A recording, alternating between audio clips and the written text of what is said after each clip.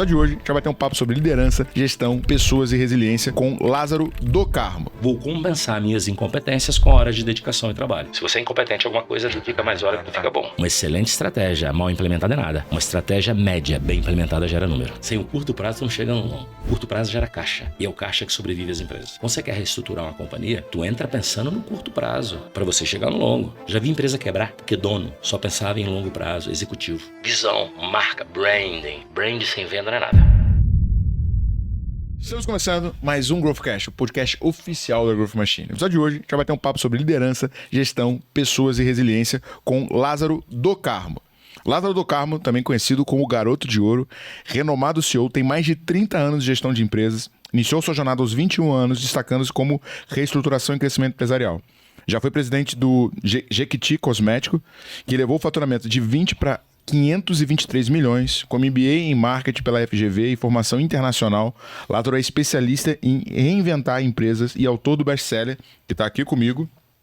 O que importa é seu resultado. Atualmente ele lidera diversas empresas, membro de conselhos de importantes negócios e conselheiro do Febracis Coaching. Lázaro, muito obrigado pela oportunidade de bater esse papo contigo, cara. Eu que agradeço. Junto com a gente, Leonardo Alexandre, co-host do podcast, sócio da Growth Machine. E aí, Léo? Cara, esse assunto vai ser bravo. Tiro porrada de bomba. Otimização deixa maluco. Antes da gente começar, você tem um recado pra galera que acompanha o Growthcast, né? Tem um recado muito importante. Cara, vai aparecer aqui rapidinho na sua tela um QR Code, onde você vai poder experimentar a nossa ferramenta que a gente criou de prospecção com tecnologia IA, onde pode otimizar toda a sua produtividade na ponta de vendas. Testa, é gratuito, você vai poder iniciar ali na ponta de prospecção e aumentar seu resultado em vendas.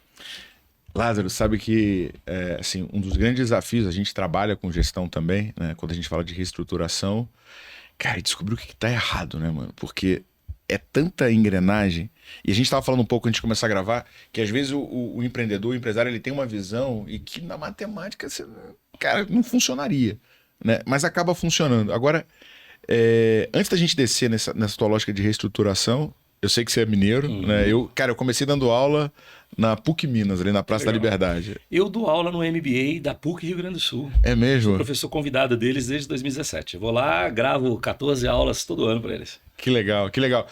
Mas assim, cara, como é que começou a tua trajetória? Como é que você caiu nesse mundo de gestão, né? E até como é que você conseguiu ficar bom nesse negócio que é absurdamente desafiador, que é recuperar empresas? E eu tava brincando antes de começar a gravar que ele é o Rambo, né? Ele tá preparado pra selva, pra guerra, né? Cara, é assim, né? Mineiro de Belo Horizonte também, até os meus 22, 23 anos de idade, eu brinco, né? Eu era uma besta motivada. Eu sabia que eu ia ser alguma coisa, mas não tinha achado ainda. Por que? Você conhece a teoria da besta motivada? Não. É o cara que acha que sabe tudo, mas ele tem muita energia, mas no final ele sabe um pouco só de cada coisa, ou seja, não sabe nada. Entendeu? Tá cheio de gente que fala que é generalista, pra mim é uma besta motivada. Não sabe nada de nada, eu sou generalista. Um pouquinho de cada coisa. Um pouquinho de cada coisa serve pra nada. Com 20 e poucos anos de idade, eu dedicava pra isso, mas, cara, não sabia até entrar como propagandista na indústria farmacêutica. Entrei como propagandista na indústria farmacêutica, na Sanofi. Comecei a ver engrenagem, mecanismo, eu visitando médico, falava, cara, ser o propagandista não era o que eu queria pra minha vida, mas sabia que aquilo era um processo. E não, era muito bem remunerado, né? Era, na época, era. Hoje em dia era bem remunerado. E eu venho de família classe média baixa, pra mim era uma grana importante. E aí, mas eu comecei naquele negócio, eu falei, cara, eu vou ser bom nisso que eu vou crescer. Pouco depois eu conheci um cara, né? Fui fazer uma apresentação lá na frente, eu era propagandista ainda, o presidente da empresa na época, o Hélio Anastácio, me viu falando, porque antes do propagandista eu tinha dado aula como professor, eu tinha uma facilidade de comunicação. E eu sempre fiz o seguinte, cara, vou compensar minhas incompetências com horas de dedicação e trabalho. Lei da vida. Se você é incompetente em alguma coisa, fica mais hora que tu fica bom. O que eu fiz? Fiz isso, virei um puta propagandista, decorava tudo que era mecanismo de ação do medicamento e tal. Fui lá pra frente fazer a apresentação, o Hélio desceu, olhou pra mim e falou assim, garoto, o que tu quer segundo crescer, cara? Eu tô impressionado. Tu tem pouco tempo de empresa, demonstrou um conhecimento profundo aí. Eu falei, Hélio, quero ser presidente da empresa. Quero ser igual você, mas fica tranquilo que eu não vou querer seu lugar. Não, ele falou, nem pode, né? Tu tem 20 ou 50. Nunca, você não vai ter meu lugar. Mas, cara, tu tá no caminho certo. E esse cara, bicho, ele falou isso comigo no final de semana. 15 dias depois ele me matriculou. Eu falei com ele assim, ó, e eu não sou formado em administração, mas eu vou fazer administração, tá, Hélio? Ele riu e falou assim, não, o topo da pirâmide é gente culturalmente preparada, se você quer ser presidente, e que move gente. Gente que move gente, gente que tira o melhor de gente. Essa frase ficou para mim quase da vida. Foi o Hélio que me disse. E para o topo da pirâmide. Então você vai estudar, mas o importante é você ser um grande líder e mover as pessoas. Que conhecimento, 8 a 12 horas por dia dentro da empresa, tu vai aprender mais que lá. Mas quando eu voltei, o Bai Sankil conversou comigo já me chamando para fazer Fundação Getúlio Vargas em marketing, porque a empresa ia pagar. Então a empresa fez aquela primeira aposta. Aí com isso eu falei, cara, agora é o seguinte, como eu ainda sou jovem, e todo jovem é incompetente em algum momento da vida dele, não vamos achar que eu li 10 livros e eu sou o máximo, porque é a sabedoria aprendida com conhecimento de terceiro. Isso é sabedoria rasa. Porque se nessa mesa aqui, todos nós demos, se eu der um tempo para você, um para mim, ele é 10 livros, nossa sabedoria é igual. Ela é rasa. Ela não está experimentada. Eu tenho informação que virou conhecimento, mas para esse troço virar experiência, eu tenho que experimentar ela. Quando você é novo, você pode ter experiência de profundidade, mas não tem de longevidade. Então você sabe, mas você não tem aquele profundo conhecimento. E o que eu fazia? 12 horas por dia. Estudava pra caceta, trabalhava 24 horas por dia e queria ser o melhor. Se alguém falasse o fulano é o melhor, eu vou ter que ser igual a esse cara, eu tenho que ser melhor que esse cara. Então aí eu comecei a entender. Na Sanofi, eu virei gerente distrital, gerente regional, vim para dentro da empresa, fui para a área de marketing e tal, fui aprender finanças, entendeu? Porque também não adianta. O cara fala, eu sou bom de venda, quer ser um diretor comercial. O diretor comercial tem que ser um bom financeiro, irmão. O cara que é bom de venda, ele tem que saber fazer conta, e muita. Não é vou vender e vou dar o desconto. Calma, quanto que tá sobrando na última linha por cada linha desse produto? Por que eu tô oferecendo isso? Por que eu tô chegando no meu limite de desconto? Então eu tinha essa filosofia. E esse negócio foi mexendo comigo, eu comecei a gostar dessa brincadeira. E aí, pela dedicação, o resultado ia aparecendo, as coisas deram certo. Mas não era porque eu era mais inteligente que os outros. Eu era muito mais dedicado e tentava usar estratégias de profundidade, tática de profundidade, porque o tático dá mais resultado de curto prazo que o estratégico. Tático dá mais resultado do que o estratégico. Total. Sem dúvida, sem dúvida. Porque o estratégia sem tática, você não tem implementação com primazia. Se você não tem implementação com primazia, nada funciona. Uma excelente estratégia, mal implementada é nada. Uma estratégia média, bem implementada, gera número. É o grande desafio quando a gente olha para o setor público, né? É que a janela de tempo dos caras é 4 anos. Esse é o lance. Eu tava falando com meu sogro é italiano, né? Aí ele falou, cara, eu não me lembro agora, mas sei lá, eu acho que tem 20 anos de democracia e teve 67 presidentes. Tá errado esse número, mas é um número assim, é um presidente a cada ano. Ninguém consegue ficar mais de um ano. Aí ele fala assim, por um lado é bom que ninguém faz merda, né? Porque se fez merda, roda. É ruim que não termina o ciclo. E é ruim porque ninguém tem visão de longo prazo, né? O cara tem que ficar fazendo estratégia de curto prazo para se manter no poder. O seguinte, o que é visão de longo prazo para mim é extremamente importante, porque eu preciso saber onde eu vou chegar. Mas eu não chego se eu não tiver uma visão de curto. Entende? Tem gente que fala assim, não, tem uma visão de conjunto e futuro maravilhosa. Bacana, no livre, irmão. Mas se a sua visão de curto e a execução de curto não for boa, você não chega no longo prazo. Tu tem que almoçar e jantar para depois cear no Natal. Tu não vai pensar na ceia de Natal se você não em janeiro. Jantar direito. Entendeu? É igual o cara, né? Ele fica preocupado de engordar entre Natal e Réveillon. Não, velho. Tu vai engordar porque tu fez merda o ano inteiro. Não é entre Natal e Réveillon. Natal e Réveillon você pode jacar à vontade. É o caso do business. O cara quer ser estratégico, ele quer ter visão de longo prazo, de conjunto e futuro. Mas a execução com primazia é ruim. Você não chega lá. Você naufraga. Você naufraga. Por isso que o tático é importante. Por isso que a execução com primazia é importante. Principalmente quando você quer gerar resultado de curto prazo. Lázaro, mas curto prazo não leva ninguém a nada. Sem curto você não chega no longo. Sem o curto prazo você não chega no longo. Curto prazo gera caixa. E é o caixa que sobrevive às empresas. Quando você quer reestruturar uma companhia, tu entra pensando no curto prazo. Para você chegar no longo. Já vi empresa quebrar. Porque dono só pensava em longo prazo, executivo. Visão, marca, branding. Brand sem venda não é nada. Mas brand causa venda, procurou a venda. Mas se a venda for mal feita, com margem baixa, também destrói. Então, esse lance que é o diferencial quando você quer transformar uma empresa ruim em boa e melhor ainda. E é por aí que eu comecei a me apaixonar com esse negócio. Eu comecei a falar também que tem muito pouca gente que tem essa profundidade no business. Porque a maioria das pessoas acha que se eu ler 10 autores de Harvard, eu sou foda em reestruturação. Você não sabe nada de reestruturação lendo 10 autores. Se você aplicar o que os 10 autores fizeram, é o que eu falei, um negócio que muita gente me xingou.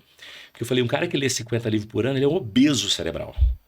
Se você lê 50 livros por ano, eu faço uma aposta com você. No final do ano, eu vou te perguntar o título de todos os livros de cabeça e você vai me falar o que tá no capítulo primeiro e no último do livro. Não vai lembrar. Eu leio 10 por ano, 12. Às vezes eu não lembro. Eu não lembro. Você me pergunta, fala, rapaz, é mesmo, hein? Puta, não lembro nem o nome do autor do livro mais. Outro dia me perguntaram que eu adoro o livro Outlier, já vi várias vezes. Eu esqueci o nome, do autor. Eu falei, gente, peraí, eu não lembro o nome do autor, eu não lembrava. Então, é natural do ser humano se orgulhar pela quantidade de coisa e pelo volume da estratégia, mas está errado. Você tem que orgulhar pelo resultado que você gera, pelo legado que você promove no curto, no médio e no longo prazo. E como é que você conseguiu... Chegou a CEO, e como é que você conseguiu fazer um resultado tipo do Jequiti? Sair de 20 para 500, foi quanto? Como É de 20 para 523 quando eu saí. Como É que era assim, a estratégia era crescimento. A gente chegou nesse número com 4 anos e meio. Eu fiquei lá 7 anos, depois a gente... Foi mais do que dobrar por ano? Jequiti, a venda, é assim, quando a gente chegou lá, o foco sempre foi crescer. Pouco preocupa com profitability. Mas apesar que eu dei lucro Jequiti em 2009, 2010, 2014, teve anos que ela flutuava. Mas por quê? Porque a ideia era crescer. Era um plano bem implementado, usando os recursos que você dispunha, e eu formei um time foda, meu irmão. Cara jovem, desesperado para fazer grana e tecnicamente preparado. E aí foi muito bom. E tinha o apoio do SBT, é óbvio, que no começo foi muito bom, depois já não era tão bom mais. Porque hoje, por exemplo, a Jequiti, o SBT, se você botar dinheiro só lá dentro, mídia é o seguinte, depois que você faz muito volume por muito tempo, vira paisagem. Você chega num ponto que você não sobe mais. Não, mas eu vou continuar fazendo isso. Não, você tem um número de televisões ligadas limitadas, você tem um número de audiência limitada, você tem um público limitado. Ou tu procura público diferente, fato novo para ter dinheiro novo, só você bate no topo. Tudo na vida. Cheguei aqui, se eu fizer as mesmas coisas que me trouxe até aqui, mesmo dinheiro. Para trazer até aqui, diferente. Até aqui, diferente. Então, criatividade é um skill importante, não só para venda e para marketing, mas para fazer turnaround. Léo, você viu isso em tráfego, né? Quando você começou, responsável pelo time de marketing, quanto você investia por mês? 20, 30. Quanto você investe hoje? Quanto você investiu em novembro? Em dezembro? Dezembro, uns 400 mil. Chega uma hora que vai ficar difícil, cara. E aí? E não escala proporcional? Não escala proporcional, não é a mesma proporcionalidade. A dificuldade é muito maior. Até tava tendo um papo ontem sobre isso, com Ale, né? Sobre abordagens diferentes nos criativos, né? Ele tava me explicando ali uma técnica que ele utiliza, que é para justamente fazer essa questão de pegar público diferente, às vezes até o mesmo público, só que com a ideia diferente, né? E aí a pessoa se atrai, se cadastra ali e reduz o custo. Cara, e isso funciona pro on e pro off, sabia? Não, eu quero cobrir... Tem gente que fala assim, outdoor não funciona mais, para algumas coisas funciona muito. Eu quero cobrir todos os outdoors da cidade, que eu vou continuar crescendo sempre. Tu vai fazer, tu vai ter um... Vai bater no platô. Vai bater no platô. Aí, meu irmão, ou tu muda, continua botando um pouquinho ali, que você não pode tirar tudo. Ou tu não cresce mais, tu joga dinheiro fora. Aí você começa o quê? Ter o seu custo por investimento mais caro. Aí eu costumo falar o seguinte, que é o custo por criatividade. O custo de criatividade também você tem que medir ele, sabia? Como é que é isso? Custo por criatividade, eu tive uma ação criativa. Ela me levou a um patamar e eu fiz certo investimento nela. Se eu continuar botando investimento nessa ação criativa, chega uma hora que ela não te leva para outro patamar. Eu cheguei no limite do meu custo por criatividade. Eu tenho que ser mais criativo do que eu era para chegar a dinheiro. Não é só dinheiro na criatividade. Aquilo que você fez há 5 anos atrás, por exemplo, no digital, que te trouxe X de dinheiro, você botar só dinheiro naquela criatividade, vai chegar uma hora que ela não cresce mais. Aí o custo de criatividade chegou no meu limite, eu tenho que criar uma nova criatividade para ter o custo dela. A mesma coisa que a gente faz de custo minuto, a gente faz custo por eficiência, a gente estava falando aqui mais cedo, né? Custo por head. Eu quero saber o meu faturamento por headcount. Eu falei, eu quero faturamento por headcount. E quanto me custa 1 minuto do headcount, a hora do headcount, porque esse cara almoça, esse cara janta, esse cara vai para casa. Tem cara que ele é tão eficiente, ele gera tanto valor e tanta produtividade que 6 horas dele é melhor do que o outro com 12. Tem que buscar esse cara. Então, a eficiência por pessoa, por hora... Tem gente que fala, Lázaro, quanto você trabalha por dia? Tem dia que eu trabalho 14, tem dia que eu trabalho 6. Eu trabalho o necessário. Sempre o necessário. Se eu for incompetente em alguma coisa, eu tenho que dedicar mais horas. Se eu for menos incompetente em alguma coisa, se eu for mais eficiente, eu dedico menos horas. E tem coisas que eu preciso dedicar muito pouco. Tem coisas que eu preciso dedicar muito. Então não existe aquele negócio de, não, eu sou foda, trabalho 6 horas por dia, tenho liberdade e ganho muito dinheiro. Não existe, irmão. Entendeu? Não existe. A falácia do digital. É a falácia do digital, entendeu? É papo para enganar as pessoas. Por quê? Porque você vai trabalhar o necessário para promover aquilo que você precisa. Quando é uma coisa nova, você é menos competente, você precisa trabalhar mais horas. Quando você é mais competente, precisa trabalhar menos horas. E a sua competência também não depende só de você. Depende do ambiente e do tempo aí fora. Se o mercado mudar, você sai de competente para incompetente. Se o sistema digital mudar, você sai de competente para incompetente. Ah, eu sou o papa do digital. Hoje, amanhã você pode não ser. Amanhã muda a regra. Muda o jogo. E você vai ter que mudar a forma de pensar. Sabe Entende? Como dá para medir tudo? O Tony Ash, CEO da Zapo, né? E a Zapo foi um puta casa de varejo comprado por 1 bi pela Amazon, e mesmo sendo um e-commerce de tênis, que você faz de sapato, você fala assim, cara, que 1 bi, né? E ele falava o seguinte, ele falava que mais importante quando você vai jogar poker do que você ser um bom jogador, você escolher a mesa certa. Né? E a gente trouxe recentemente um brother meu, o Thiago Oliveira, que tá lá em Dubai agora, cara, tipo numa espécie de iFood que vende combustível. E ele tava contando que ele percebeu que quando a gente fala de escala, tinha uma empresa que vendia um software de gestão, cara, um esforço da porra pra crescer 1%, 0,5% ao mês. Uma outra, cara, uma zona, zero processo, mas produto, um mercado faminto crescendo 15%, 20% ao mês. E ele falou assim, se eu aplicasse essa eficiência aqui, o crescimento seria absurdo, mas os caras estão porrando tanto que eles nem se preocupam com a eficiência, né? Quando você está confortável, você esforça menos. O conforto numa empresa, conforto quer dizer dinheiro, ele gera miopia empresarial. É o seguinte, está tudo ótimo, você começa a ficar míope, você acha que você não vai ter problema nunca. Isso é verdade. Aí, você só vai descobrir que você tem quando ele aparece e quando ele tá grave. Porque quando ele tá leve, você acha que ainda tá tudo certo. Entendeu? E isso, com isso que você falou, é fato. Às vezes você pega um cara, gente, esse cara tem tanta oportunidade, mas ele não quer nem ver a oportunidade. Porque ele tá tão confortável com o dinheiro que ele gera, que se for para gerar 50 milhões a mais, ele não quer. Ele tá tão confortável com isso, ele fala assim, puta, eu tenho que mudar a estrutura, fazer um monte de trabalho. Coisa. Pô, pra quê? Só que ele esquece que se essa roda girar, aquela eficiência pode ser o diferencial dele entre resultado positivo e negativo. Cara, tem um filme, tá disponível no Prime Video, tá? Blackberry. Não sei se você já viu. Acabou de lançar, velho.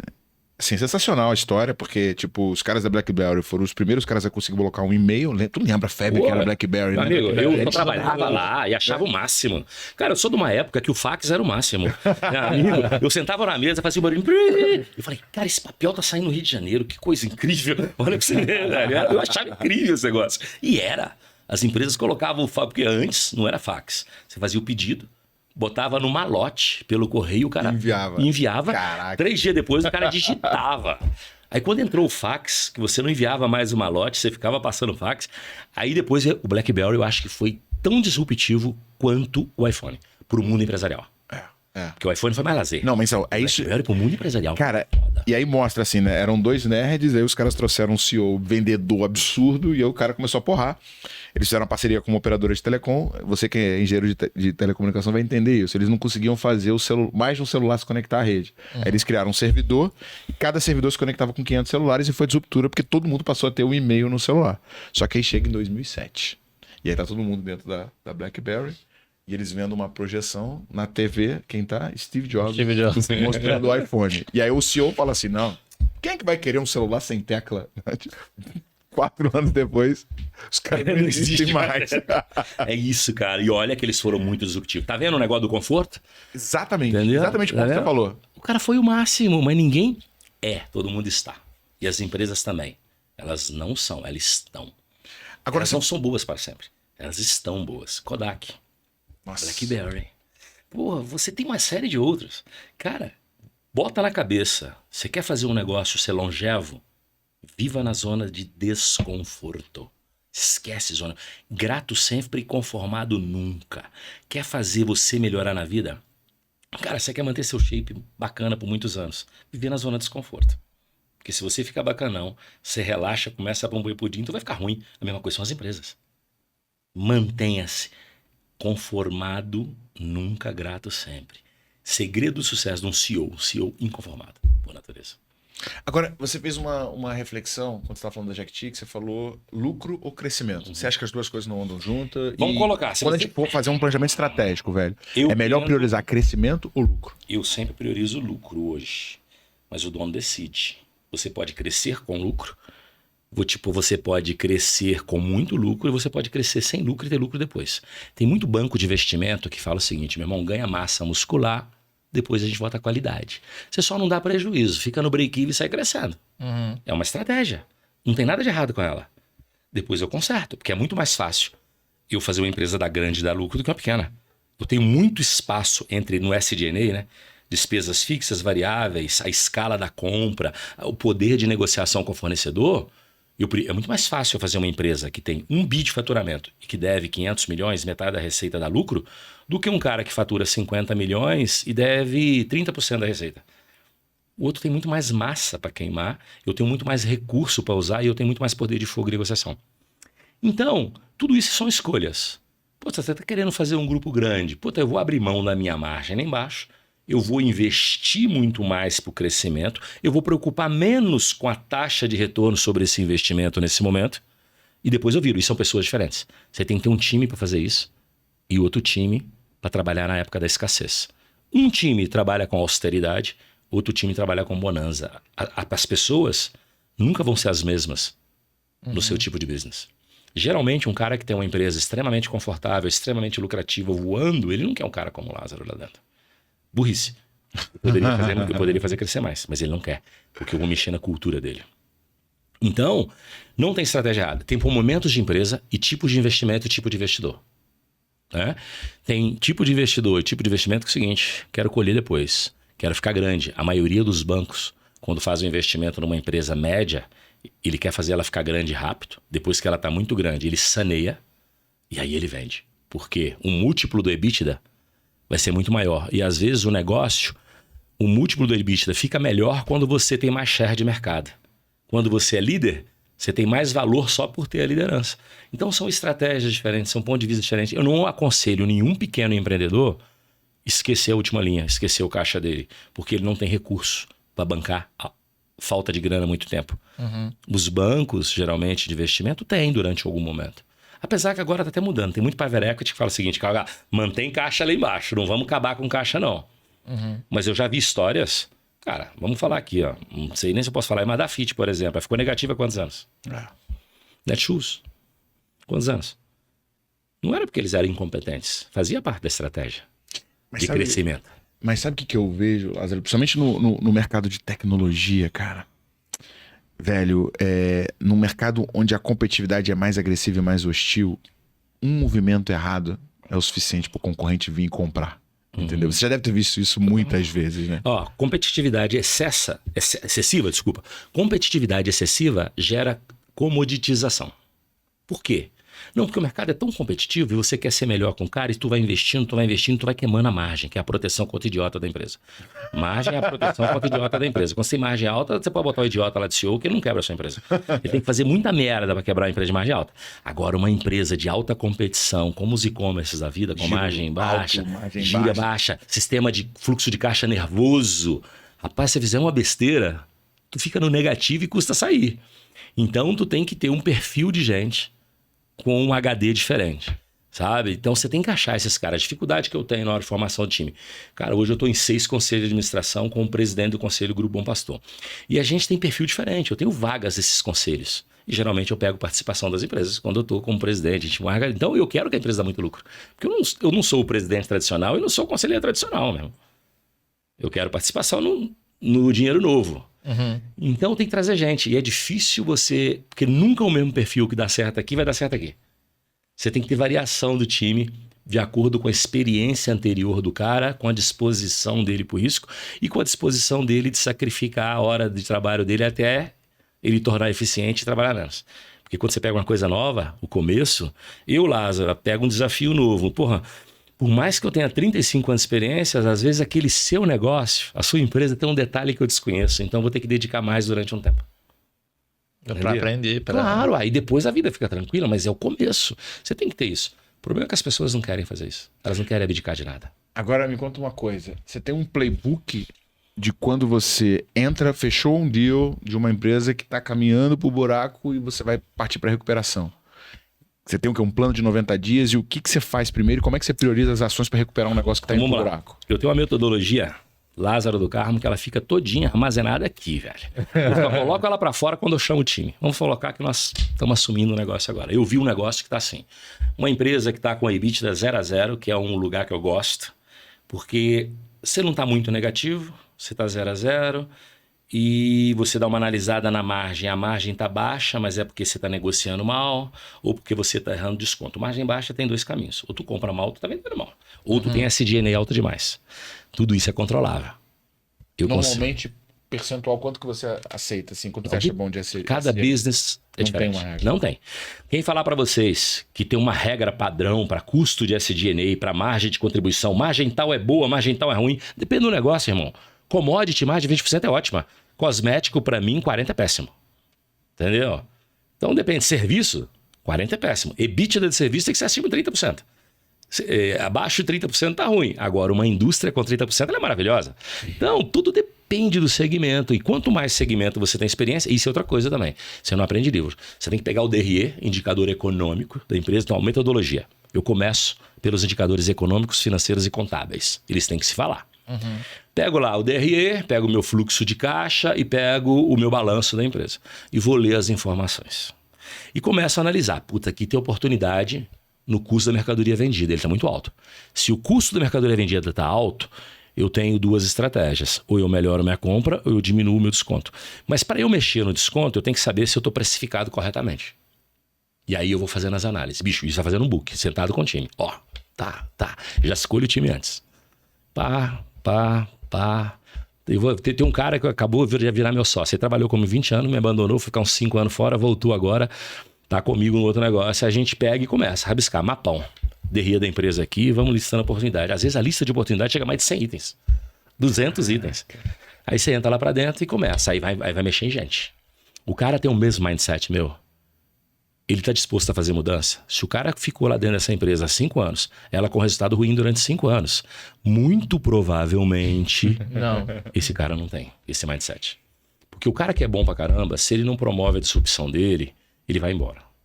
Ou então, às vezes, eu entendo, o cara já aconteceu. O cara tá na vida difícil, dificuldade, precisa do dinheiro, aí ele fica. Mas esse cara, quando eu começo a conversar com ele, você começa a ter o sentimento. Uma vez eu mandei o diretor financeiro embora, porque eu cheguei perto dele e falei, foi a mesma coisa, fiz análise da empresa. Nesse caso, eu fiz sozinho, porque eu não tinha levado meu time ainda. Topei o desafio, assinei, era uma multinacional, assinei o desafio. Fiquei em casa, DRE na mão de 5 anos.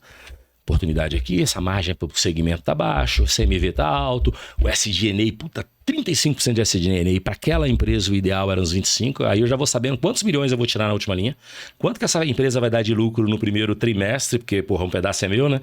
Então eu já fico engordando gordinho, já pensando, o que é que eu posso comprar com esse dinheiro? Isso aqui é mole. Eu vejo tudo isso antes de entrar.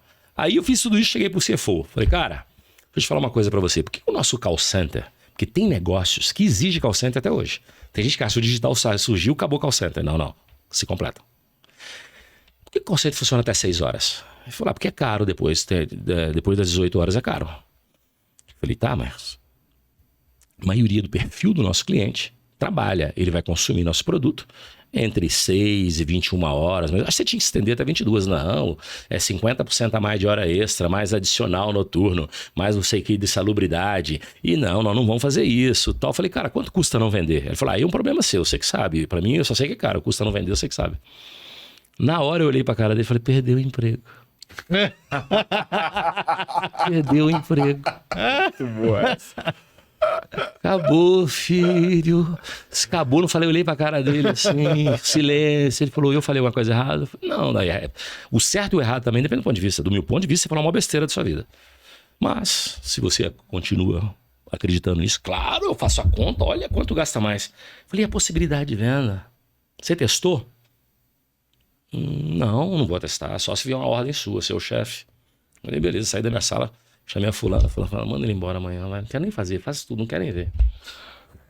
Não tem condição, velho. Mentalidade, entendeu? E isso tudo que eu tô dizendo é muito complexo. Às vezes você que tá me ouvindo aí do outro lado, me julga pelo que eu tô falando. Antes de julgar, tem que viver as experiências que eu vivi, aquilo que eu vivo e sentir minhas dores. E tomar as decisões que eu tomo. Aí depois você julga, porque é complexo. Às vezes eu tomo uma decisão em 5 minutos. Outro dia eu falei, eu testo a cultura num cafezinho. Faço a pergunta pro cara num cafezinho. Não, um CEO de verdade junta todo mundo numa sala. Se eu junto todo mundo numa sala, o cara se prepara uma semana para responder para mim. Se eu pego ele desprevenido no café, eu sei quem é ele, se esse cara é bom mesmo. Então, a incerteza, a surpresa, Me prova se o cara é bom. Outro dia o cara falando porque eu vi você no Joel, o cara falou que ele no cafezinho imprime a cultura, o CEO de verdade, junta o time, mobiliza. Se eu juntar o time, vai todo mundo preparado. E eu quero saber o que esse cara é pelado, de cueca. Pra ver se esse cara é bom. Eu não quero que ele prepare, o cara fica 15 dias preparando a apresentação pra mim, pra me enganar. Irmão, eu vou pegar no café, na hora do almoço, eu vou testar o cara 24 horas por dia pra saber se ele tem competência pra lutar na batalha comigo. É o dia inteiro perguntando. E uma palavra me mostra se o cara tem visão ou não tem visão. Lázaro, como é que aprende isso tudo? Não aprende, é só vivendo, irmão. É só vivendo, é profundidade e longevidade. Sabe que uma coisa que eu falo direto é o seguinte, o conhecimento ele tem 4 níveis, né? Primeiro nível é a ignorância inconsciente, é o que mais te fode. É aquilo que você não sabe que você não sabe, né? Então, você não sabe, você não estuda, você não melhora, você não evolui. Não, e aí é a besta motivada. É a besta motivada.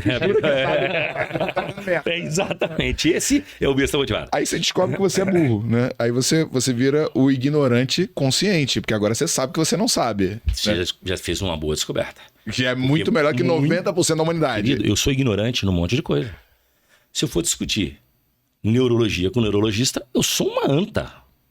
Agora, vem ele discutir gestão comigo, financeiro, compra, supply chain, discutir a cadeia produtiva. Então, tudo tem disso, você tá certo. E acontece, você começou a ler lá 50 livros, aí você vira... Você tem um conhecimento consciente, que você tem que se esforçar pra cacete pra fazer aquele negócio. Você aprendeu a dirigir. Cara, você vai devagarzinho, olha pro lado e tal. E tem um nível que você tá descrevendo agora, que é aquele mecânico que ele fala, cara, vira aí a ignição. Carburador. Exato. É isso. E isso precisa de tempo, irmão. Não dá pra fazer no curto prazo, irmão. O cara que a curva tá lá na frente, ele sabendo do ângulo, ele sabe que ele tem que frear X tempo antes, tal, fazer aquilo tudo. Por exemplo, eu sempre gostei de moto de velocidade.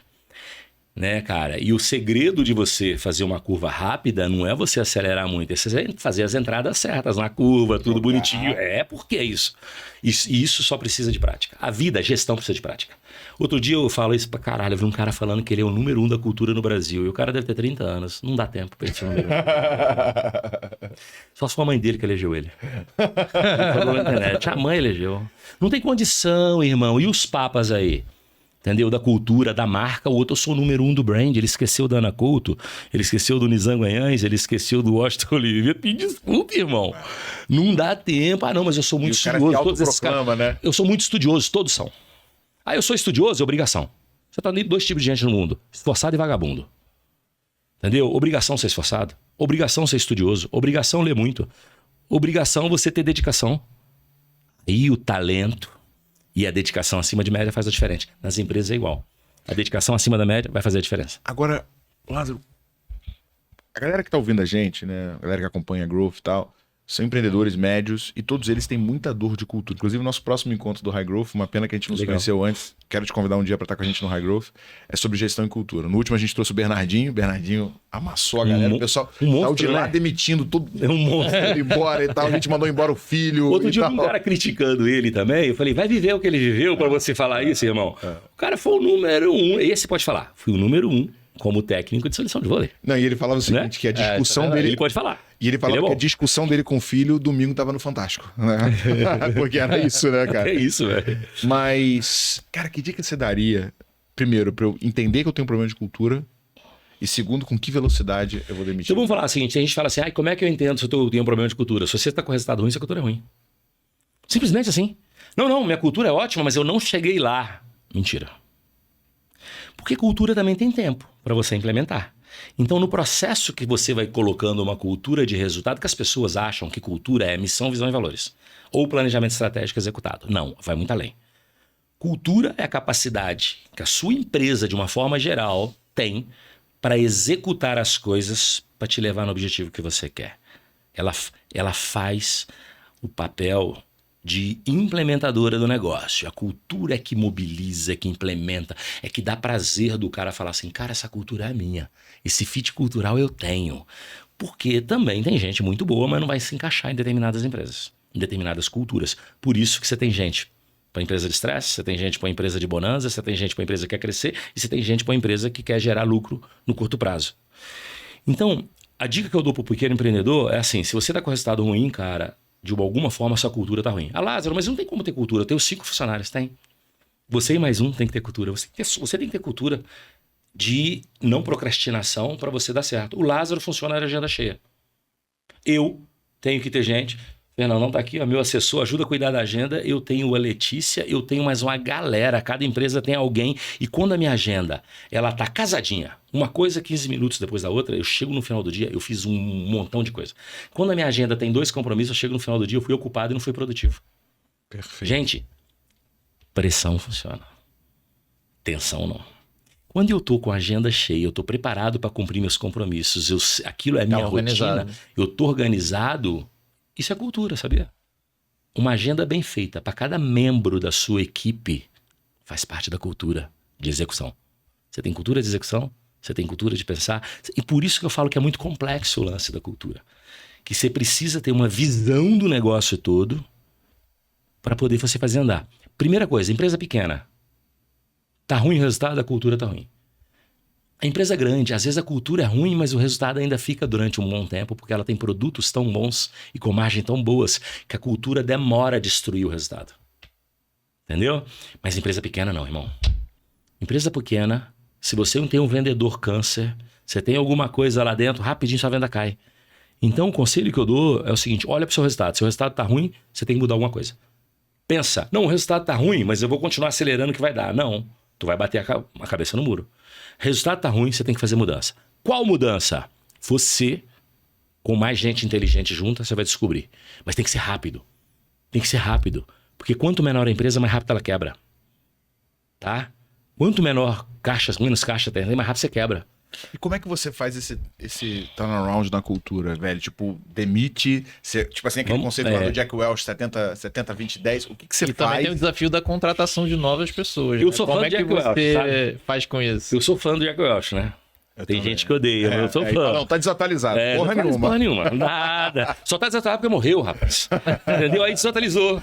Entendeu? O cara morreu, porque senão e aí, ele tava aí. Pra quem não sabe o que eu tô falando, o Jack Welch, ele tinha uma cultura na GE, um CEO histórico, o Peter Drucker falou que foi o CEO do século. Do século mesmo, na minha opinião também. Ele defende que toda empresa você tem que ter os 70, 20, 10. 70% são os caras que você mantém. É a galera mediana ali que você não vai promover. E que também gera pouco dano. Que gera pouco dano, né? 10% você vai promover, são os caras que você vai reconhecer. E 20% você vai chegar pros teus líderes, pros teus diretores e falar, eu quero 20% fora. E a única coisa que eu mudo do Jack Welch é que dependendo da situação da empresa, esses parâmetros mudam. Vamos colocar o seguinte, você falou uma coisa certa. Geralmente a culpa da empresa tá ruim não é da gestão baixa e do operacional, não é. Ela tá da gestão sênior para cima. 90% do resultado. É claro, se a base está fazendo mal, é porque o comando não está claro ou o comando é ruim. Não tem outro jeito. Então, gente, às vezes o Lázaro está demitindo as pessoas, tadinho do pobre funcionário. O pobre funcionário geralmente não perde o emprego. Quem perde o emprego é o ser pensante. E que muitos deles, quando pensam, fede. Entendeu? Porque o cara lê 50 livros. E ele acha que o que está escrito ali é o máximo. Só que o que está escrito ali foi escrito por um ser humano, geralmente acadêmico, que nunca fez gestão no dia a dia. Que nunca sofreu o efeito colateral da empresa. Mas ele leu 20 livros e construiu mais um. Então, o cara segue aquilo. Então é um ser pensante, mas quando ele pensa, fede. Então essa galera, geralmente quem perde emprego é a alta direção ou a gerência sênior. Porque se a base... Eu tenho uma empresa de 10 mil funcionários. Estou dando um exemplo. Tem 10 mil funcionários na empresa. E eu tenho 12 diretores. De baixo eu tenho 200 gerentes sêniores. O problema, em 99% das vezes, está nessa galera aqui. Nos 200 e nos 12, não nos 10 mil. 99% das vezes. O que o cara é agora, fala assim, eu vou ter que demitir 10 mil, se eu tiver de fazer enxugar um custo muito grande, e a culpa também é desses caras, porque saíram contratando um monte de gente sem precisar. Ele saiu contratando gente, aí causou um overhead na companhia, que é um excesso de cabeça na companhia, aí chega o cavaleiro do apocalipse e tem que mandar o pobre coitado embora. Mas a culpa não é do pobre coitado, é da liderança. A culpa sempre é do líder. Se um líder chegar perto de mim e falar comigo assim, não, o resultado foi ruim porque meu time tá péssimo, eu falei, quem contratou? Por que não mandou embora? Desculpa, a culpa é sua. Não. A estratégia não foi implementada pelo meu time. A culpa é sua. Você não teve a liderança adequada para fazer o time mover. Gente, o meu time está pouco eficiente. A direção tá ruim, não tá no rumo da eficiência. Porque direção, ela tem que te levar no caminho da eficiência. Então, a culpa é do líder. Quando o Lázaro fala muito, manda a gente embora. Um dia eu comentei no Pós Joel, mandei 70 pessoas embora. Cara, o grupo Silvio Santos tinha 10 mil pessoas. Só a Jequiti tinha 800, mandar 70 não é nada, era quem importava o resto. Eu salvei o resto dos empregos. Entende? Então é isso. Não é mudar a cultura, não é chegar demitindo todo mundo. Mudar a cultura é demitir as pessoas que poderiam imprimir uma cultura positiva e por questão não sei qual, não imprime a cultura positiva. E é muito difícil mudar a cultura sem mudar a gente que está na liderança número 1. Convivendo com o fracasso sem tomar atitude. Tá vendo como é que é diferente? Muda o pensamento, é diferente, não é crueldade. Não tem lobo mau aqui, pelo contrário, tem salvador da pátria, irmão. Já vão falar que eu sou arrogante. Mas tudo bem, mas é o fato. É assim que a vida mostra. E com essas passagens que você tem de restauração, deve ter uma galera que não gosta muito de você. Um monte faz parte da vida. Então, o Léo, ele sai no pau toda hora com o RH, né? O RH ouvir esse podcast, a gente vai tomar porrada. Porque ele abre vaga e aí vem candidatos que não estão alinhados, que o Léo é exigente pra cacete. Tem né? que ser, viu? Pô, aí volta assim, facilita o teste. Facilita Deixa mais o teste. tranquilo. Eu falei, cara, meu irmão, eu facilito o teste. Aí a pessoa vai passar, vai entrar e quando chegar aqui vai chegar ao mundo real. E aí não vai conseguir fazer. Cara, tem um pedaço que você fala do teu processo seletivo. Cara, conta um pouco isso e assim, pra você ver se o cara tá realmente com sangue no olho. No processo seletivo, é conselho para todo mundo, pequeno, médio ou grande. Na hora de testar o cara, testa muito mais a mentalidade dele do que a capacidade técnica. Tem gente que fala o seguinte, não quer saber se ele usa HP, se ele usa computador, bota ele no curso, velho. Ele aprende. Ele aprende. Agora, se o cara tiver uma mentalidade ruim, você não ensina. Pau que nasce torto, morre torto. Entendeu? Tem gente que não adianta falar, eu já vivi isso na vida, eu já vi gente inteligente. Conceitualmente boa, mas não gera transformação, porque no fundo a mentalidade dela não era para aquilo, ela estava simplesmente me testando. Então tem duas coisas que eu faço. Quando eu vou fazer um processo seletivo, tô falando pra aqui, turma, ó, pra galera que ganha muito. Eu ligo pro dono, na frente do cara. Você trabalhou na empresa, por que você saiu? Foi por vontade própria, tal, conta uma história. Não, porque houve a restauração. A restauração mandou 30% embora. Tá, tu tava nos 30% piores. Ninguém manda os melhores. Tudo bem, mas não tem problema. Às vezes tava na fase ruim da vida. Você tava na fase ruim da vida. Então, tudo bem. Não tem problema. Eu contrato o cara que teve a restauração e mandou 10% embora. Porque às vezes ele tava na fase ruim, às vezes ele tinha um problema com o chefe e tal. Né? Eu nunca fui mandado embora na minha vida. Eu sempre pedi demissão. Mas graças a Deus, às vezes, por quê? Porque eu via que não ia virar. Né? Até no casamento, casei 3 vezes, tudo na vida é treinamento. Entendeu? Eu vi que não vai virar, pra que continuar, né? Então, eu faço o seguinte, ligo pro cara e pergunto ao cara, se o cara mentiu pra você, quando você fala, vou ligar pro seu chefe agora, me dá o telefone dele, ele fala, esqueci. Aí você fala, secretária, como é que é o nome dele mesmo? Tenta achar o telefone desse cara lá da empresa pra mim, vamos ficar aqui conversando até ela achar. Ela acha. Suando frio, assim. Se o cara fala a verdade, é mesmo, vamos ligar, eu quero até saber o que ele pensa de mim. Entendeu? Eu já escutei uma vez uma pessoa, uma dona de empresa, falou para um headhunter assim, o headhunter me ligou. E eu fiquei positivamente surpreso com essa pessoa. Na realidade, ela era filha de um dono. O headhunter ligou para ela e falou assim, o que você acha do Lázaro? Ela falou, cara, tá fazendo muita falta. Eu e ele, pessoalmente, tínhamos um problema pessoal. A gente brigava muito. Tinha uma rixa, mas esse cara tá fazendo falta, esse cara é bom. Esse cara é o melhor cara que apareceu aqui pra gente durante esses anos todos que a gente trabalhou junto. Eu e ele, pessoalmente, nós tínhamos problemas, mas profissionalmente ele tá fazendo falta. Olha que maturidade. E eu não esperava isso, eu fiquei muito surpreso, fiquei feliz pra caramba. A pessoa me surpreendeu positivamente. Quase que eu liguei pra ela e falei, vou te dar um beijo. Porque assim, não que eu queria grana, mas pra ver o tanto que essa pessoa era madura profissionalmente. Porque ela colocou o critério competência na frente do emocional. Geralmente o ser humano faz o quê? Você é bom pra caramba, você trabalhou pra mim, mas eu não gosto de você, eu falo mal de você. Porque eu sou medíocre. O cara medíocre faz isso. O cara que tá num outro nível, essa pessoa... ela, de uma hora para outra, ela me mostrou que profissionalmente ela subiu de nível. Muito mais do que quando a gente conviveu. A gente conviveu muitos anos e era difícil demais lidar. Mas ela foi para um outro nível. Parabéns, cara, eu fiquei feliz demais. Ela vai saber de quem que eu tô falando. A pessoa vai saber de quem que eu tô falando. E era uma pessoa super jovem, tal, herdeiro, tal. E ela falou pro headhunter, o headhunter me ligou, falou, olha, a pessoa falou isso de você. E eu falei, cara, que felicidade que eu tô. Não porque ela falou bem de mim, mas porque essa pessoa provou que ela tá num nível de patamar de profissionalismo acima de muita gente. Principalmente pra idade dela, que é muito jovem. Aí os jovens vão falar assim, pô, esse cara não respeita o jovem. Respeito pra caramba. Mas experiência é profundidade e longevidade. Quanto mais horas de voo você tem, melhor tu fica. Por que um piloto de caça tem que pilotar? Não tem jeito. E é o Malcolm, 10 mil horas. 10 mil horas. Aí por que o Ayrton Senna foi campeão novo? Mas ele começou com que idade? Nasceu pilotando. Então, é isso, eu acho. Aí o processo de entrevista é esse, eu ligo. E além de ligar, eu boto pressão no indivíduo. Eu finjo de maluco com o cara.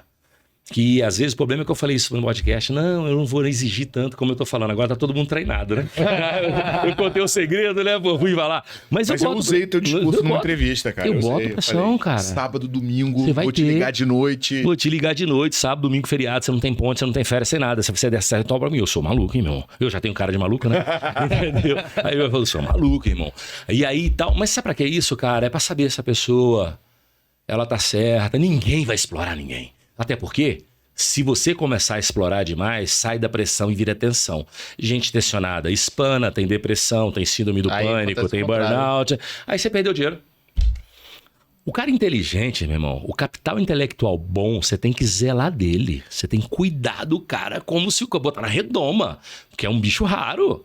É um ser divino. O cara com capital intelectual bom, treinado, com vontade de trabalhar, com vontade de fazer as coisas, é um ser divino, uma divindade hoje em dia.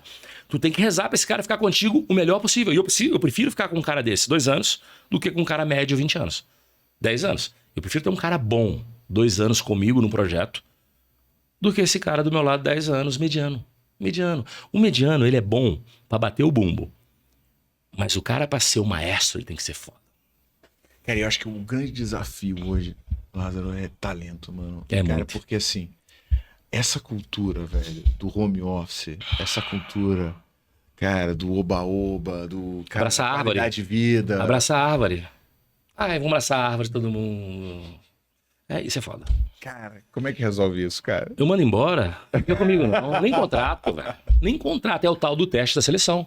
E o faça pressão do mindset. O cara confunde qualidade de vida com ócio e trabalho com escravidão. O cara que confunde qualidade de vida com ócio, ele vai morrer pobre. Porque ele acha que ficar à toa é qualidade de vida. Qualidade de vida não é isso. E o cara que confunde trabalho com escravidão, eu brinco, eu promovo a libertação. Não vai trabalhar comigo. Na entrevista eu pego isso. Aí se o cara também, na entrevista ele foi bom ator. O currículo era bom. A referência foi boa, ele entra. Ele tem 90 dias para se provar, né? Que é o período de experiência. Às vezes não dá para se provar em 90 dias, às vezes tem que esperar um pouco mais. O cara fica 1 ano contigo. Por que às vezes Vocês comentaram um negócio, né? Facilita. Eu sou contra o facilitar, mas às vezes, por causa da falta do profissional no mercado, você abre mais a... Você tem que ficar um pouquinho mais complacente com a estupidez. Porque se não tem outro, cara. Isso é uma dor, velho.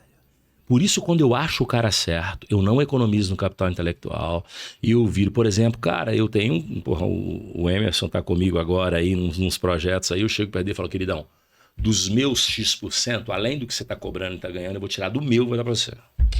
Tem um projeto aí que eu falei com ele, meu irmão, eu tenho 10% do lucro, do EBIT da empresa. 10. 100 milhões, 10 milhões é nosso. Tá? Vou te dar 33%. O cara olhou e falou, mas você tá tirando, eu tô tirando o meu. Agora se ferra, mas vamos fazer esse troço virar. Eu não tenho tempo mais para dedicar. Eu preciso de alguém comigo. E eu divido a minha riqueza para não reclamar de pobreza. Eu prefiro fazer o negócio virar. Outra coisa que é um erro. O cara fala assim, para o cara ganhar muito dinheiro, ele tem que ser só dono da empresa dele. Tá bom. O Rial, que teve aquele problema na Americana, já botou no Google quanto que ele ganhava como conselheiro do Santander? 60 milhões por ano. Caraca. Tem um monte de conselheiro aí que ganha 10, 20, 30 milhões por ano, mas aí é conselheiro de verdade. Não é aquele cara que faz um cursinho e senta lá e cobra 10 mil por mês pra ser conselheiro, 20 mil por mês pra ser conselheiro. Esse cara não é. É o cara de verdade, é igual o CEO. Não, o cara é CEO, tem um salário fixo por mês e não vai ficar rico. Você tá falando de qual CEO? Tá falando de Jack Welch? Não. Você tá falando de Sérgio Pedreiro? Prefácio do meu livro? Não. Entendeu? Você está falando um monte de cara que eu conheço. Por que eu não assumo empresa normal como presidente? Se você é dono de uma empresa normal, tradicional, você quer o lado do presidente, não põe lá, não vou. Porque você não vai poder me pagar. Porque eu custo caro. Porque quantas horas eu tive que dedicar para fazer isso? Então é isso. Então dá para fazer as coisas bem feitas. Dá para você ficar rico como empregado? Cara, eu faço uma lista. Eu tenho amigo que foi só empregado na vida, tem centenas de milhões no banco. E nunca foi dono de empresa, mas ele é o cara. O problema é que são exceções. Mas também empreendedor de sucesso é exceção, né? Quantas empresas fecham no Brasil por ano? Muitas. A estatística de que passa de 10 milhões, pouquíssima. Então, tá vendo? Então, assim, é isso. Acho que o processo é esse. Mas para a gente ter sucesso no nosso negócio, para você implementar a cultura da empresa, a cultura começa na contratação. Quer mudar o processo de cultura? Comece contratando bem. Tá? Aí você muda o processo de cultura depois com exercício diário. Cultura, exercício diário.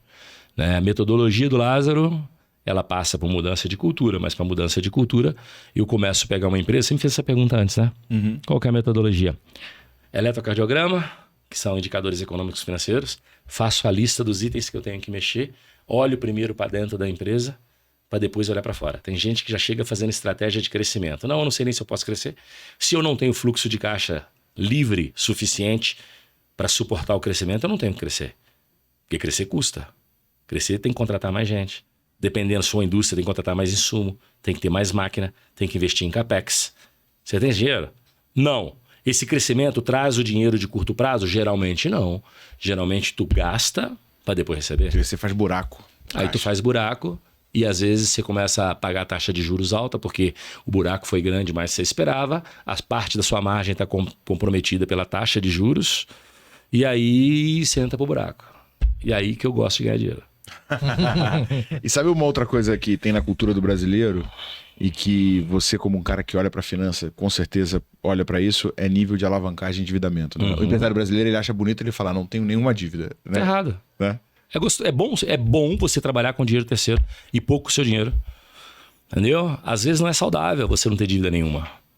Entendeu? Mas até é dívida inteligente. Tem gente que fala assim, Lázaro, eu tenho 50 milhões de dívida, eu estou endividado.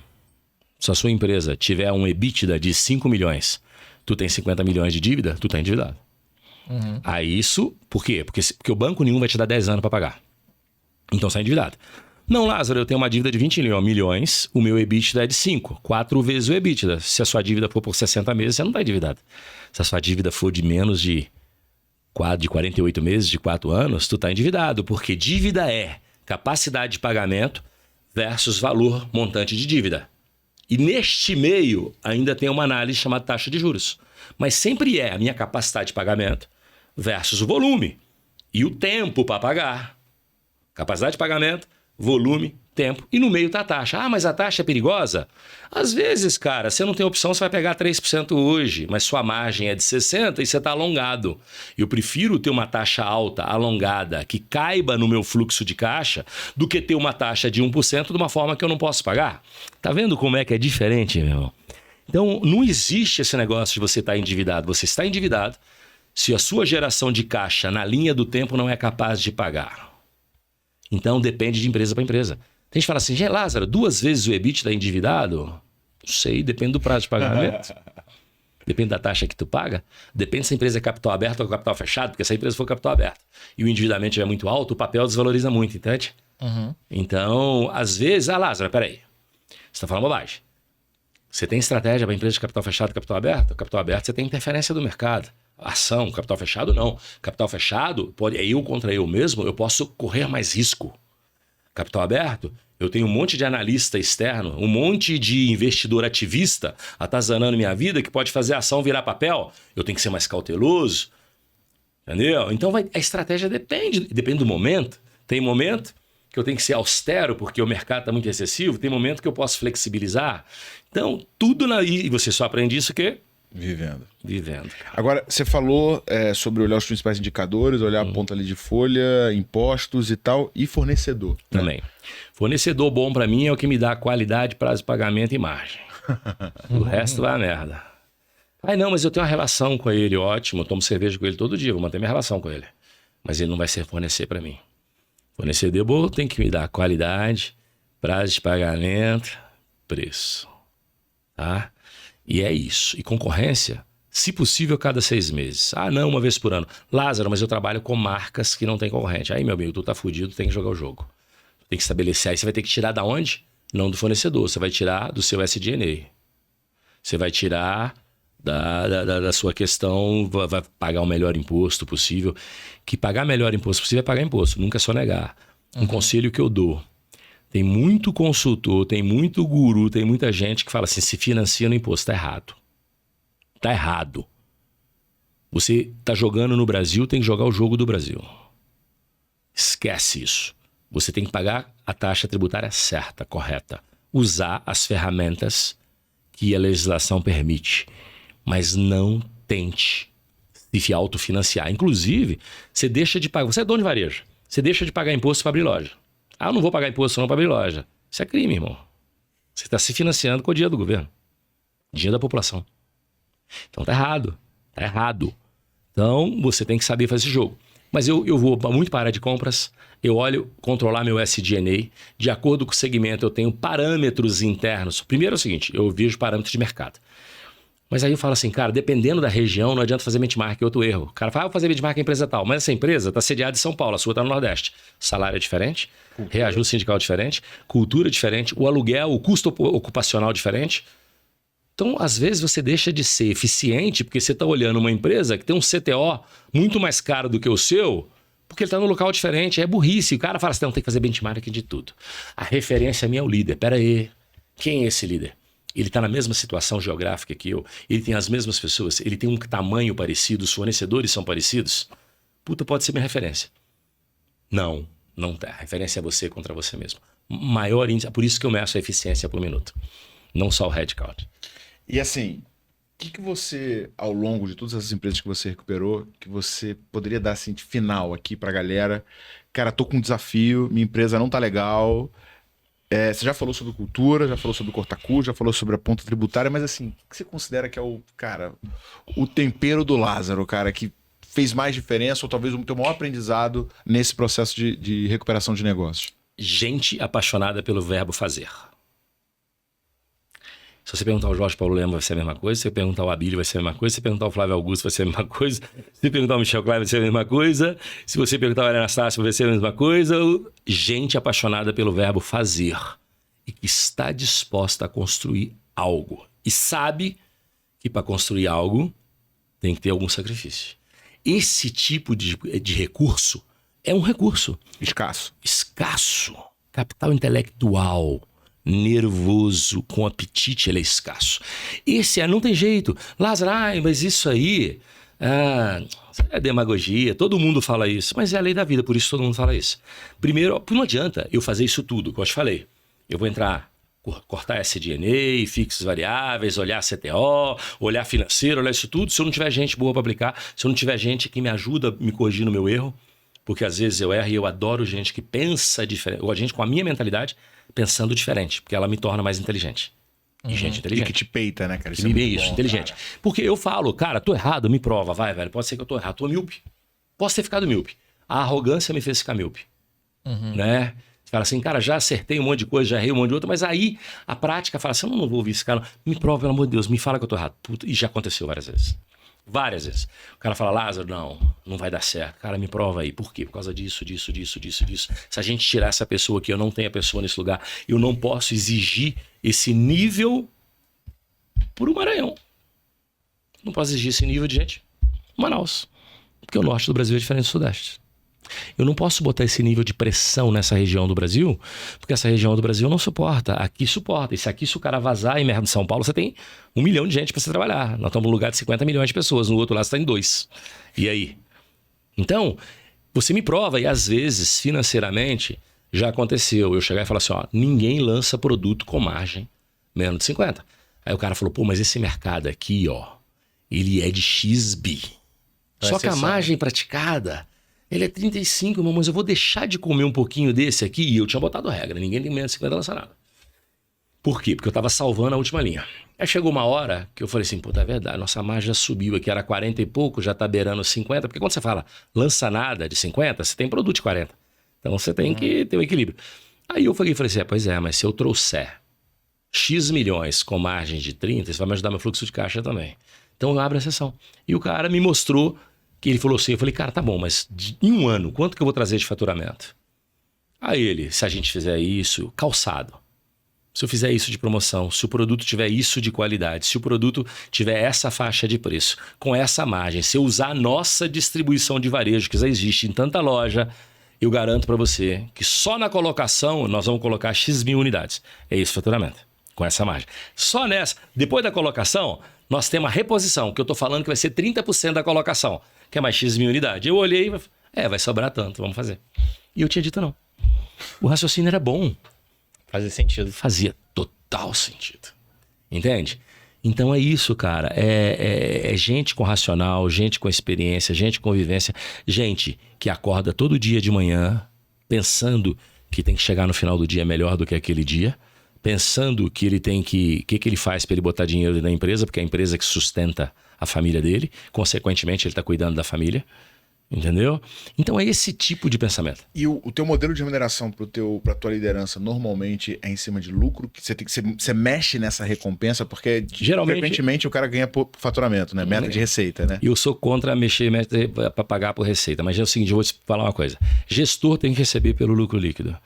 Agora, se você tentar botar meta de lucro líquido para vendedor, não vai dar certo, porque ele tem pouca influência. As pessoas que a decisão dela influencia o EBITDA da empresa, ela tem que ganhar pelo EBITDA. As pessoas que a decisão dela influencia no EBITDA e no lucro líquido, porque a diferença do EBITDA para o lucro líquido são as despesas extraoperacionais. Tem gente que se tomar uma decisão lá em cima vai afetar o extraoperacional. Me fez muito capex, pegou um dinheiro no banco e tal. Então, você vai premiar sempre na ponta final da produtividade. Alguns vão ganhar sobre EBITDA, alguns vão ganhar sobre venda e alguns vão ganhar sobre o lucro líquido, dependendo se a decisão dessa pessoa, aonde ela afeta. A Lázaro, mas o vendedor, se ele vender pouco, ele vai afetar tudo. Mas eu mando embora mais fácil e repõe mais fácil. O diretor comercial, eu não pago só pela venda. Diretor comercial, ele tem que ter KPIs como quanto menos desconto, mais ele ganha. Porque se ele está dando menos desconto, eu na empresa estou ganhando mais. Então ele ganha mais. Uhum. Quanto mais desconto, menos ele ganha. Ele tem que ter KPIs de lucratividade, porque ele tem que ajudar a formar preço. Porque ele vai olhar o mercado e vai me ajudar a formação de preço. Ele vai influenciar na compra. Um diretor comercial bom, ele tem que chegar para o comprador e falar, meu amigo, matéria-prima desse produto tem que ser tanto, porque esse produto não pode custar tanto, porque senão eu não vendo. O diretor comercial bom tem que influenciar na compra. Porque ele é que baliza o mercado. Poucos fazem isso. Poucos acham que é só vender. Diretor comercial bom tem que se envolver no processo de compra de matéria-prima. Ele tem que falar, essa matéria-prima me faz vender esse produto, essa não. Tá vendo como o cara é mais completo? Esse é o cara. E nem o diretor financeiro que tem que olhar para vendas, como você falou. Exatamente. Exatamente. Então, cara, é isso. Eu acho que a gente tem que achar essas pessoas com esse nível de amplitude de pensamento sobre gestão. Esse nível de conhecimento sobre gestão. E isso a gente só aprende fazendo. Lázaro, cara, gratidão absurda. Esse bate-papo aqui, acho que tem que ouvir umas 3 vezes. Você que tá ouvindo aí, ó, já escuta mais 2, tá? Porque tem coisa que você não pegou.